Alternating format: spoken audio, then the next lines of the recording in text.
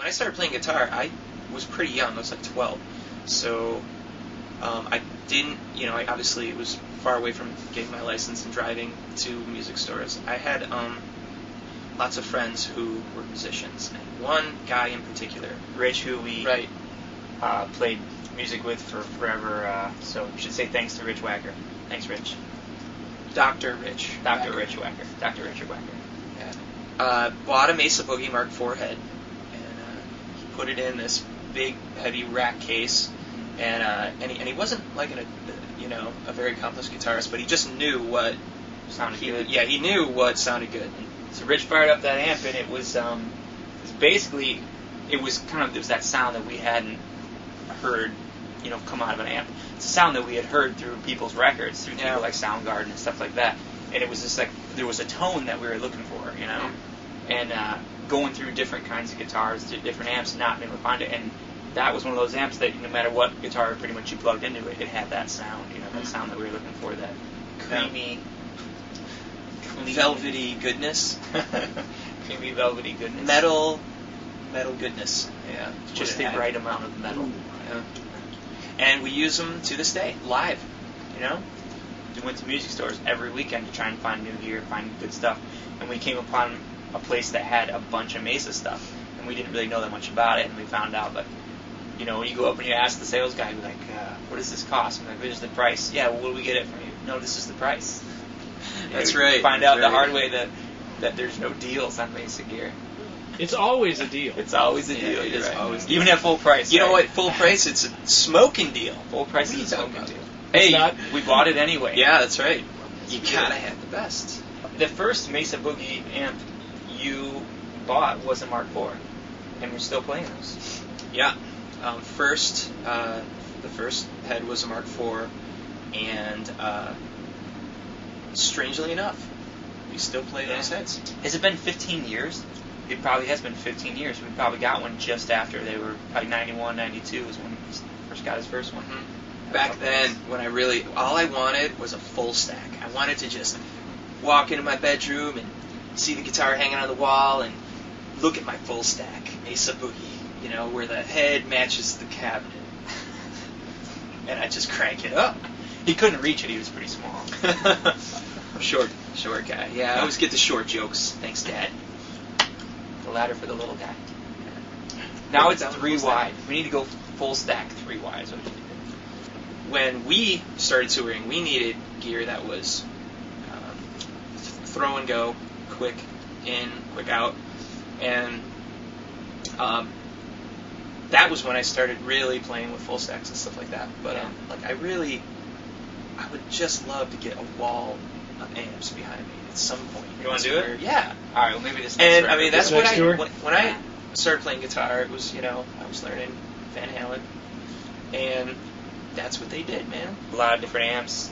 Over within a year, probably went through 3, 4, 5 different amps. Crappy Marshalls, man. What the hell is going on there? A bunch of crappy Marshalls. Man, I went out and got this JCM 900 50 watt, and I tried to play this show downtown Chicago. It was Metro, something like that. Plug the thing in, and I'm like, where's the low end? Where's the beefy? Where's the beef? Is what I have to ask Marshall. For years, Pete actually in his bedroom has a 412 cabinet and Mark IV head that purple lizard skin that you guys made for him. Yeah. That was the amp you played. That's my pride and joy right there. What a long run for one I didn't even guitar realize amp. That is To be using them on the road religiously for as long as we've been touring. Roughly since, what, 90? We started touring in early 98. Yeah, but when we started playing shows, 94? Okay, so since 94 we've been playing shows using the Mark IV head. And, great head. Our first record, point number 1, with Steve Albini. That was straight up Mark Yeah, IV. it was. We brought in. 412. We'd never made a record before, so we didn't know what to expect. We didn't know if we were going to use our own gear, his gear, whatever. We walked in blind. You got to go through it before you know what was going on. And I remember asking Steve Albini, what do you want me to play through as far as tone? And he's like, what'd you bring? I was like, well, I brought this Mark IV. it's Mesa Boogie. And he's like, let's fire it up. And he put a speaker, or he put a mic in front of the speaker, and he goes, sounds good. Let's go with that. And Steve Albini, seal of approval right there. Right. And that is the one and only guitar amp on that record. Yeah. And that's pretty cool. Well, yeah, we've used the dual rectifiers as well. We had the Road King. We used that one too. Mm-hmm. Yeah, I think the Mark IV is different from the dual rectifier because of the tightness that you get.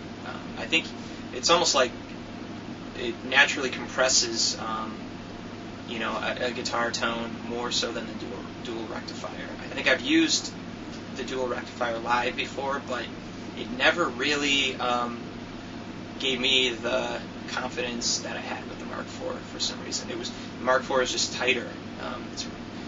Once you get to know it, it's really easy to use. It's really an amp that you can fine tune.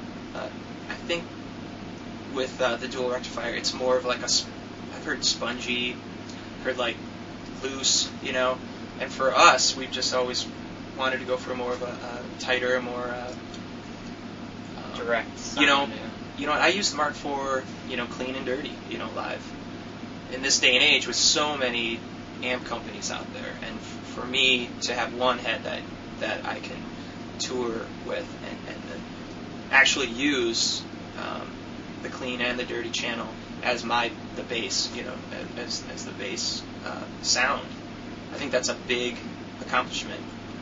I remember thinking, wow, this actually has an EQ that looks like an EQ to me, not like a parametric knob. It has an actual 5-band EQ that you can drastically change your tone to find what you need. And I think that is not on a lot of guitar heads. Yeah, if you want Pete's tone, it's a Mark IV with the classic V on the equalizer. It's not about matching someone's tone either. It's about taking something that's good anyway and making it your own.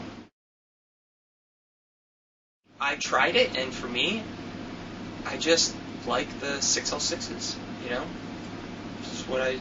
I just use it bone stock. Sweet. I think you guys know what you're doing. That's how we roll. Bone stock. Yo. Really, really heavy. And I'm talking weight. And you really feel there's something substantial there. Yeah, man. You want to get a workout, lug in your gear around, club to club, get Mesa. That's right. You'll be ripped in no time.